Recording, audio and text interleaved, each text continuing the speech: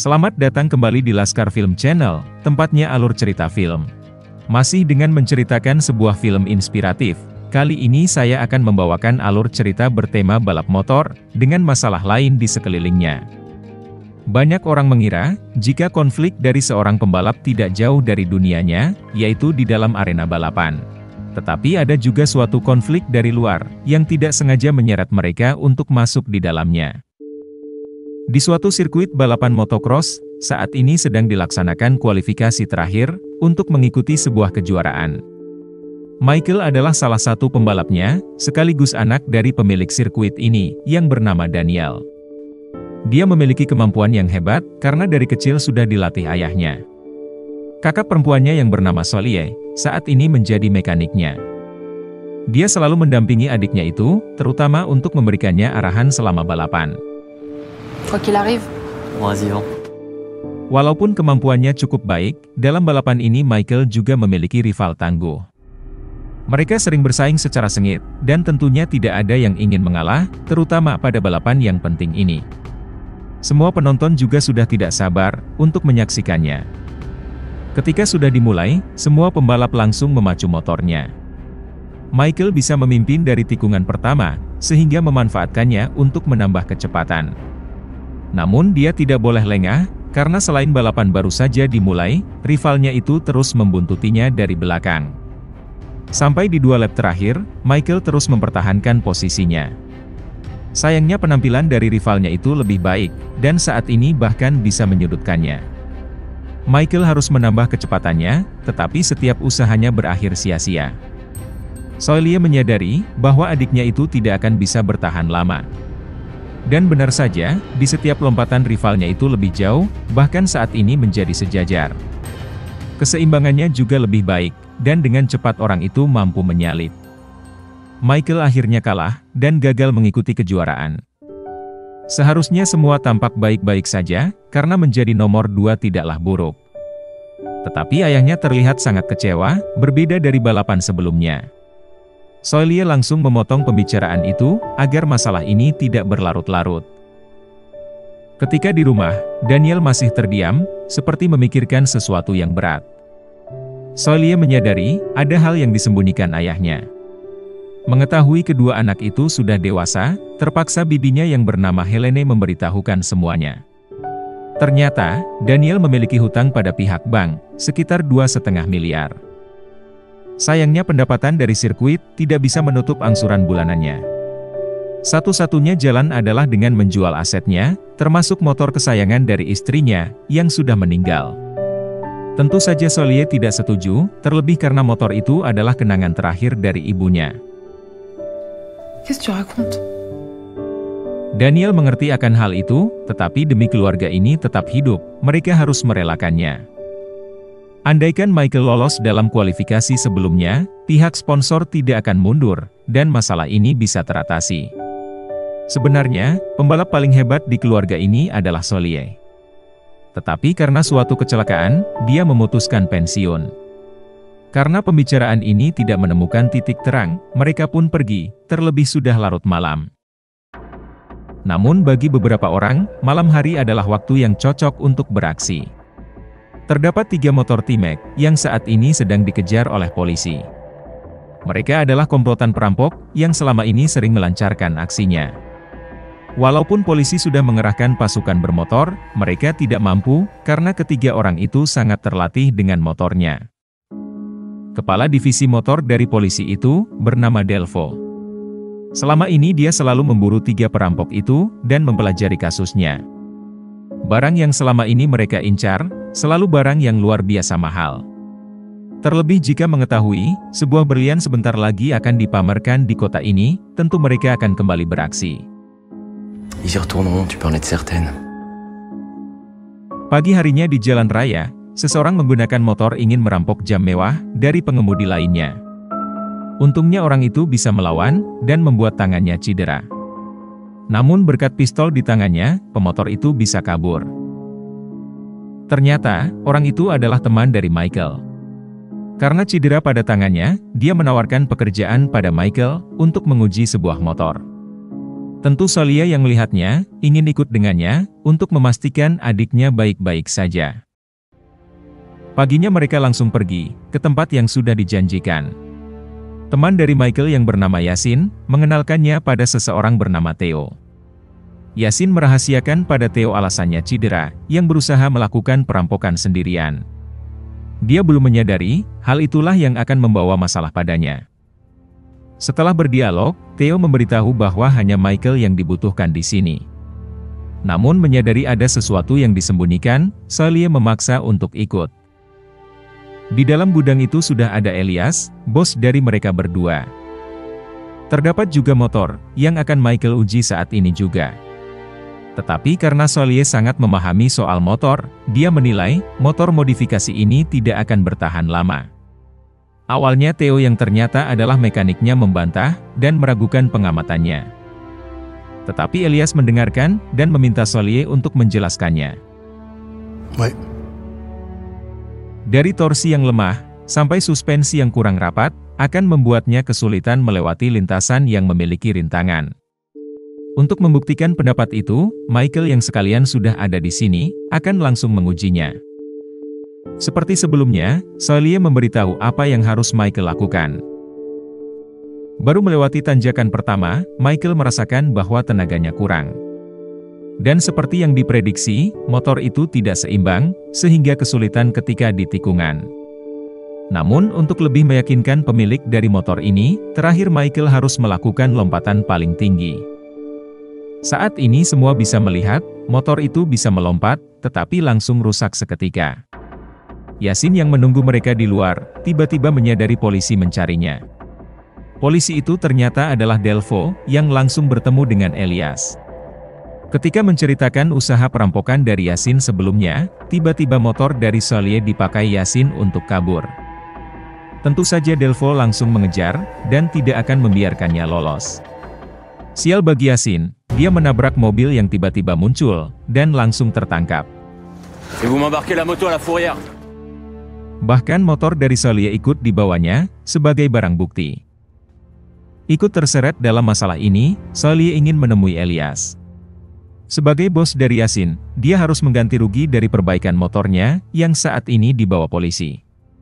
Melihat orang itu sangat berani padanya, Elias tidak marah. Dia bahkan memuji kemampuan analisisnya pada motor, dan ingin menjadikannya mekaniknya.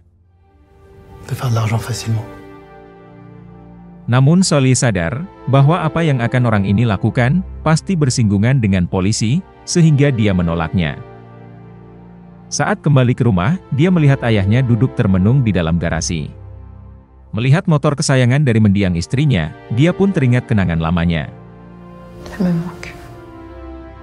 Solia berpikir bahwa dia harus melakukan sesuatu, sebelum kenangan ini hilang begitu saja. Mengingat tawaran pekerjaan dari Elias, akhirnya dia memutuskan untuk menerimanya. Di waktu yang sama, saat ini Yasin sedang diinterogasi di kantor polisi. Mengetahui kejahatannya menggunakan motor, Delvo menduga bahwa orang ini adalah salah satu komplotan yang dicari. Sayangnya berkali-kali diancam, Yasin tidak ingin mengatakan apapun. Delvo harus menggunakan cara lain, untuk mengorek informasi darinya. Setelah semalaman di kantor polisi, Yasin akan dipindahkan ke tempat lain. Tiba-tiba di depannya terdapat orang berkelahi, dan semua fokus memisahkannya. Melihat kesempatan itu, dia langsung berlari, untuk kabur dari sana.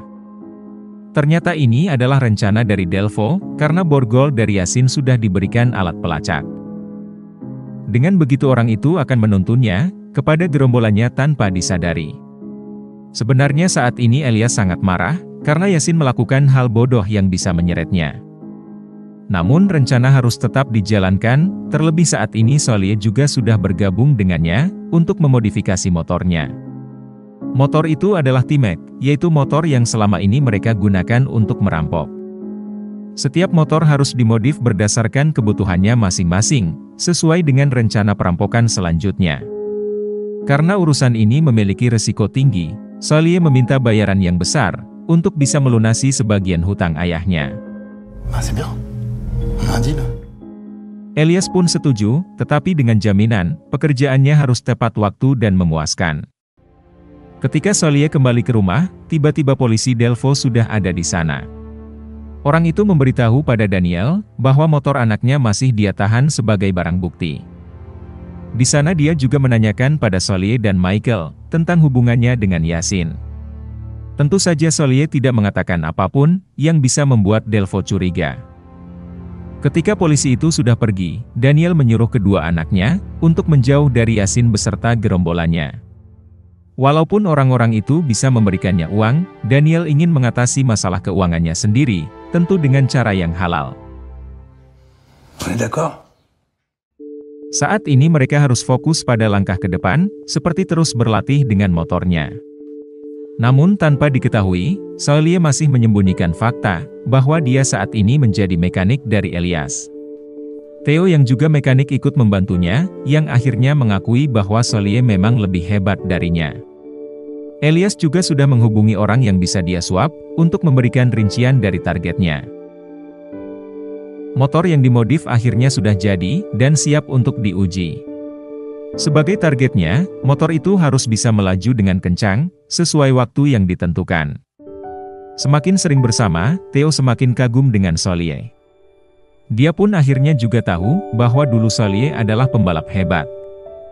Solie memberitahu, ketika ibunya meninggal terkena kanker, dia sangat frustasi. Tanpa sadar dia membawa motornya terlalu kencang, dan akhirnya kecelakaan. Saat itulah dia merasa trauma jika mengendarai motor, karena langsung mengingat kepergian ibunya. Pagi harinya, polisi sudah memata-matai Yasin, tetapi orang itu masih belum melakukan pergerakan. Di saat itulah Yasin mengabari Michael, bahwa dia membutuhkan seorang pembalap, tentu dengan bayaran. Mengabaikan nasihat ayahnya, Michael pun menerimanya. Polisi yang selama ini sudah berjaga mencoba mengikutinya, tetapi mereka kehilangan jejak. Di markasnya Elias kaget, melihat Michael datang ke sana. Apalagi bersama Yasin, orang itu pasti bertindak tanpa persetujuan darinya. Amarah yang dia pendam, akhirnya keluar begitu saja. Kecerobohannya untuk kembali datang, tentu akan memancing polisi datang ke sini. Namun Yasin masih tampak meremehkan, yang akhirnya membuat Elias sudah tidak menahan diri, dan menembaknya. Di momen itu Solie yang juga baru tiba di sana, langsung melihatnya. Awalnya Elias juga ingin melenyapkan Michael. Tetapi karena dia adalah adik dari Solie, dia memanfaatkan dengan menempelkan pistol itu pada tangannya, agar polisi mengira bahwa Michael yang membunuh Yasin. Dia juga memaksa Solie menggantikan posisi Yasin, untuk ikut mengendarai motornya, jika tidak ingin adiknya berurusan dengan polisi. Solie pun tidak punya pilihan lain, padahal dia masih trauma dengan motor. Karena polisi sebentar lagi akan sampai di sini, Theo pun membantunya. Akhirnya setelah sekian lama, Solie bisa menggunakan motor, walaupun dalam kondisi seperti ini. Delvaux beserta polisi lainnya datang terlambat, dan kehilangan mereka. Untungnya dari kantong Yasin, dia menemukan sebuah petunjuk, yang bisa menuntunnya pada lokasi beraksinya mereka. Sementara itu Solie sudah sampai di rumah, sambil membawa Theo. Dia tidak menyangka, saat ini sudah terjebak dalam situasi yang rumit. Namun semua harus dia hadapi, terutama untuk melindungi adiknya, yang saat ini merasa ketakutan. Karena aksi mereka akan dilaksanakan besok, Theo sekalian menginap di sini, karena Elias sudah memiliki tempat persembunyiannya sendiri. Sampai pagi Solie tidak bisa tidur, karena memikirkan sesuatu. Dia ingin mencoba motor trail ibunya, menuju ke sirkuit latihan. Ayahnya yang mendengar suara motor terkaget, melihat anaknya kembali memakai motor. Kegembiraannya terpancar, menyaksikan Solie bisa lepas dari belenggunya selama ini. Dia seakan terbang bebas, dan bisa menjadi dirinya sendiri. Jiwanya sudah sepenuhnya utuh, dan perasaan menggunakan motor ini kembali membangkitkan semangatnya. Melihat Solie menggunakan motornya, mengingatkan Daniel pada mendiang istrinya. Dia pun menyadari betapa besar perasaan Solie pada motor ini, terutama pada ibunya. Tentu sebagai ayah, dia akan melakukan apapun demi putrinya. Hutangnya akan dia bayar dengan cara lain, sedangkan motor ini akan tetap ada di sini untuk selamanya. Kini waktunya bagi Solieh untuk menyelesaikan masalahnya sendiri. Semua anggota sudah berkumpul dan membahas strateginya. Mereka akan berada di tempat yang sudah ditentukan, sambil menunggu kabar dari mata-matanya. Jika polisi sudah mengepungnya, mereka akan menggunakan rencana cadangan, yaitu berpencar. Sialnya, saat ini polisi Delvo menghadapi masalah lain. Karena misi sebelumnya mengakibatkan anggotanya banyak yang terluka, rapat di tingkat atas memberikannya teguran, yaitu dia dibebas tugaskan sementara waktu. Tu me remets ta carte et ton arme. Namun walaupun begitu, Delvo tidak diam saja, dan terus memikirkan petunjuk yang tertinggal. Setelah menyadari lokasi jebakan targetnya, tanpa pikir panjang dia pergi ke sana. Sementara itu Elias dan anggotanya sudah pergi dan menunggu kabar dari mata-matanya.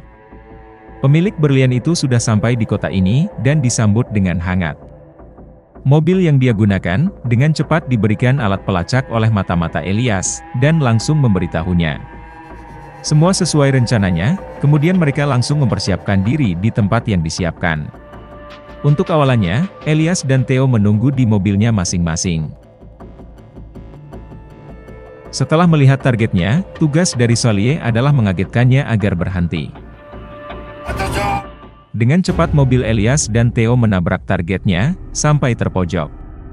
Kejadian itu sangat cepat, bahkan Elias sudah mengancam pemilik berlian itu untuk menyerahkan barangnya. Setelah mendapatkannya, mereka pun langsung pergi bersama-sama. Sialnya polisi Delvo sudah ada di depannya, sehingga mereka harus menggunakan rencana cadangannya. Mereka menyebar, sehingga Delvo hanya mengejar orang yang membawa berliannya. Polisi yang menggunakan mobil tentu akan kebingungan, dan tidak sempat membuat jebakan. Dan untuk lepas dari Delvo, berlian itu akan dioper pada orang lain, ketika si pembawa sudah tersudutkan. Kali ini yang membawa adalah Theo, yang bergerak dengan lincah. Delvo berusaha mendekatinya, tetapi sangat sulit, terlebih karena motor ini adalah hasil modifikasi dari Solieh. Selanjutnya adalah giliran dari Solieh untuk membawa berliannya. Namun karena dia terlambat datang, Theo sampai terjatuh bersama Delvo. Solieh yang langsung muncul ingin mengajaknya bersama, tetapi Theo memberikan berlian itu, dan ingin melarikan diri dengan berlari. Kini semua tanggung jawab ada pada Solieh, sehingga dia tidak boleh membuat kesalahan, apalagi Delvo juga sudah mengejarnya. Dengan dikejar mobil dan motor, Solieh mempercepat lajunya, untuk segera sampai di tempat penjemputan. Walaupun sudah berhasil menghindari rintangan yang ada, Delvo masih bisa mengejar. Dengan inisiatifnya Solieh merubah tujuannya, bahkan melewati medan yang lebih sulit. Elias yang melihat dari jauh, langsung berusaha mengejarnya. Saat ini dia sudah ada di belakang Delvo, dan harus melakukan sesuatu. Tanpa pikir panjang dia menabrakkan motornya sendiri, sehingga mereka berdua terjatuh. Tidak ada yang mau menyerah, mereka berdua langsung baku hantam. Salah satu dari mereka harus tumbang, karena jika tidak, pertarungan ini tidak akan berhenti. Namun Delvo yang sudah akan kalah berhasil memborgol tangannya dengan Elias, sehingga jika salah satu tumbang, dia tetap tidak akan bisa lari. Disitulah Solieh muncul, yang dikira Elias akan memberikan kunci borgol yang terjatuh. Tu me dis plus quoi faire ni comment. Ternyata Solieh memanfaatkan kesempatan ini, untuk terlepas dari ancamannya. Lagi pula tas yang diberikan padanya sudah kosong, karena berlian itu ternyata sudah dibawa lari Theo, dan menipu mereka semua. Solieh berniat membiarkan Elias tertangkap, dengan sebuah ancaman. Jika dia mengganggu kehidupan keluarganya lagi, dia akan membongkar seluruh rencananya pada polisi. Akhirnya masalahnya selesai, dan kehidupan normalnya sudah kembali. 1 tahun kemudian, Solieh sudah kembali menjadi pembalap, dan ikut bertanding bersama adiknya. Berkali-kali polisi Delvo mencoba menemuinya, untuk mencari petunjuk atas kasusnya, tetapi dengan tenang Solieh dan ayahnya mengabaikannya. Saat ini dia hanya menatap ke depan, untuk mengejar impiannya yang selama ini tertunda, yaitu menjadi pembalap hebat. Tidak ada yang menyangka, titik baliknya ini terjadi karena terseret masalah. Tetapi dia berterima kasih, terutama kepada Theo, yang dengan tulus sudah membantunya. Film ini ditujukan pada semua orang yang mengalami trauma pada hidupnya, dan berusaha untuk bangkit. Semuanya itu tidak akan mudah, dan tentu harus melewati rasa sakit yang dalam. Tetapi jika ingin hidupmu berkembang, jalanilah langkah itu dengan tekad dan perjuangan. Semoga penonton sekalian menikmatinya. Dan tak lupa bantuannya untuk komen sebanyak-banyaknya, like, share, subscribe channel ini, dan tekan tombol loncengnya. Karena hanya dengan kalian, channel ini bisa berkembang. Sekian dan terima kasih, sampai jumpa di film menarik berikutnya.